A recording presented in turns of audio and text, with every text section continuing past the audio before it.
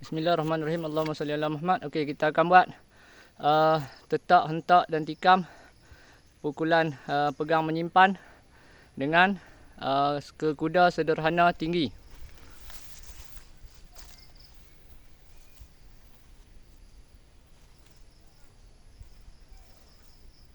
Okey. Satu arah, 1, 2, 3, 4, 5, 6, 7, 8, 9. Okey, dua arah. Okey, 1, 2, 3, 4, 5, 6, 7, 8, 9. Okey, hentak. 1, 2, 4, 5, 6, 7, 8, 9, 10. Okey, tikam.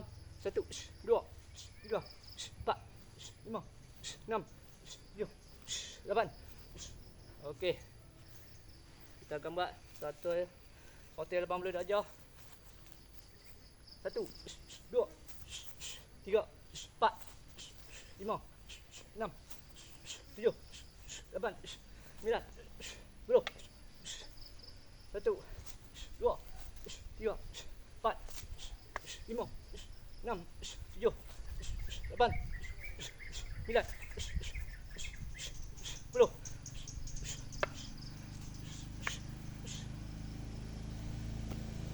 Okey. Okey, begitulah. Sembah sedikit ya. Habis lah, tak larat. Saya pun main hantam tadi. Minta maaf lah. Konok-konok lah. Wallahualam. Assalamualaikum. Okey, berlatih macam tu lah. Okey, Azad. Saya tak guna barang, takut kena restrict dengan YouTube. Okey, tempat letak. Dan 1, 2. Ni dekat ulu hati, 2. 1. Dekat sama pundi kencing ni, bawah. 3. Nampak? Tu kita main, nampak?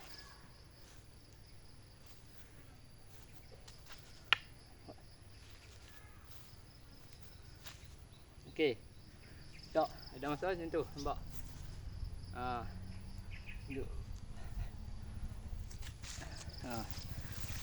Tempat letak tu dia main peranan jugalah. Sebab tu saya kata selalu dia makan diri. Dia makan tangan. Kadang kita buat sup, pang, kena tangan sendiri. Kita nak sup, kita lambat tarik. Kadang-kadang sini kita buat yang tu, kita buat kena ni kaki.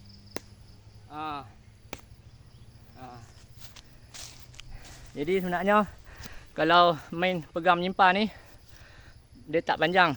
Dia parang dia macam ni je. Sini blade mata dia sampai sini. Sini tempat pegang dia lebih kurang 2 genggal atau segenggal setengah tempat pegang.